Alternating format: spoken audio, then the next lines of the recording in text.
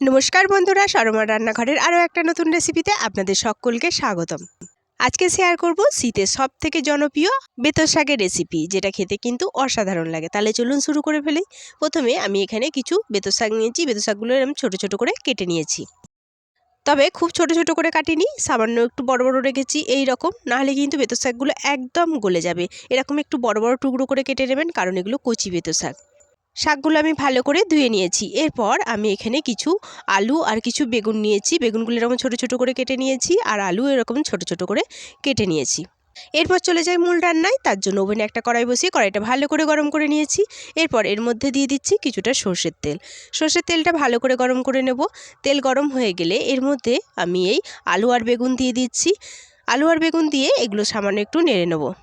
তেলের সঙ্গে আলু আর বেগুন ভালো করে মিশিয়ে নিয়ে আমি এর উপরে দিয়ে দিচ্ছি সামান্য লবণ, আর দিয়ে দিচ্ছি সামান্য হলুদের গুঁড়ো।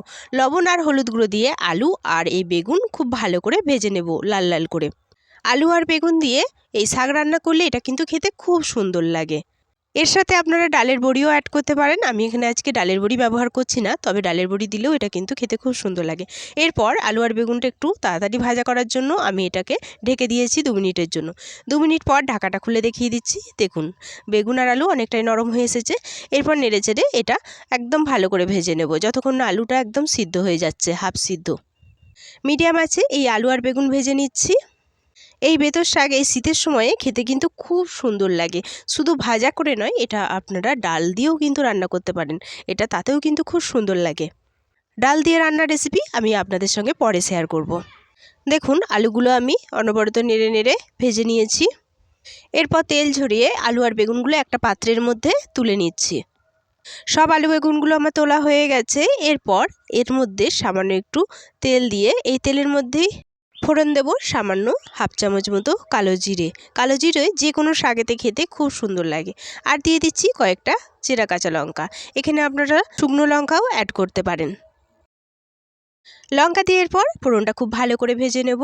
দেখুন, ফোড়নটা খুব ভালো করে ভাজা হয়ে গেছে। এরপর কেটে রাখা শাকগুলো আমি এর মধ্যে দিয়ে দিচ্ছি। সব শাকগুলো আমি এর মধ্যে দিয়ে দিলাম। এরপর এটাকে সামান্য একটু নেড়ে চেড়ে মিশিয়ে নেব। আপনারা কে কে এই শাক এখনও খাননি অবশ্যই একবার কমেন্ট করে জানাবেন, আর একবার অবশ্যই খেয়ে দেখবেন, এটা কিন্তু খেতে খুব সুন্দর লাগে। দেখুন, সবগুলো শাক দিয়ে এরপর নেড়ে চেড়ে মিশিয়ে নিচ্ছি। মেশানো হয়ে গেলে এরপর এই শাকটা একটু নরম করার জন্য এটা আমি ঢেকে দেব। তার আগে এর মধ্যে অ্যাড করে দিচ্ছি সামান্য একটু লবণ, আর দিয়ে দিচ্ছি সামান্য একটু হলুদের গুঁড়ো। লবণ আর হলুদ গুঁড়ো দিয়ে আবারও আমি একটু নেড়ে চেড়ে মিশিয়ে নিচ্ছি শাকের সাথে। শাকের সাথে আমার ভালো করে মেশানো হয়ে গেছে। এরপর একটা ঢাকা দিয়ে এটাকে আমি 2 মিনিট ঢেকে দেব, যাতে এর মধ্যে যে জল আছে সেটাও বেরিয়ে যায় আর শাকটাও অনেকটা নরম হয়ে যায়। ফিরে আসছি 2 মিনিট পর, ঢাকাটা খুলে দেখিয়ে দিচ্ছি। দেখুন, শাকটা কতটা নরম হয়ে গেছে, আর শাকটা থেকে কিন্তু অনেকটাই জল ছেড়ে দিয়েছে।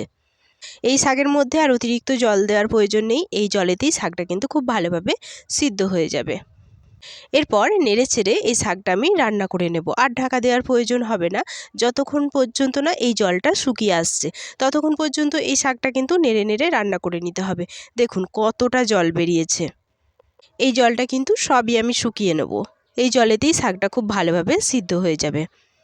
এই শাক রান্না করতে করতে সকলকে আবারও সেই একই কথা মনে করিয়ে দিই, যারা আমার চ্যানেলে নতুন প্লিজ প্লিজ প্লিজ আমার চ্যানেলটি একটু সাবস্ক্রাইব করে আমার পাশে থেকে যাবেন, আর পাশে থাকা বেল বাটনটি অবশ্যই অল করে রাখবেন, যাতে আমি কোনো নতুন রেসিপি ছাড়লে তার নোটিফিকেশান সবার আগে আপনার কাছে পৌঁছায়। আর পুরনো বন্ধুরা তো আমার পাশেই রয়েছেন, তাদের অসংখ্য অসংখ্য ধন্যবাদ।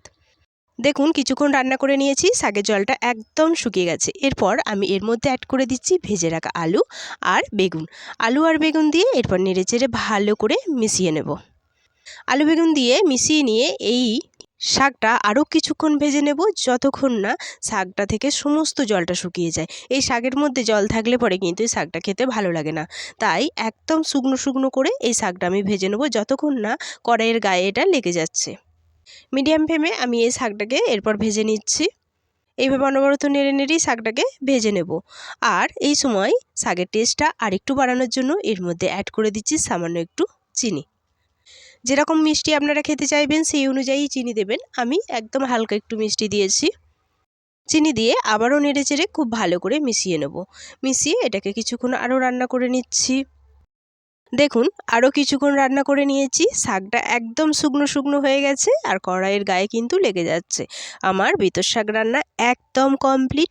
এরপর গ্যাসের ফ্লেম অফ করে আমি এটা ওভেন থেকে নামিয়ে নেব। ওভেন থেকে নামিয়ে নিয়ে এটা আমি পরিবেশন করে নেব। তার জন্য এখানে আমি একটা প্লেট নিয়ে নিচ্ছি।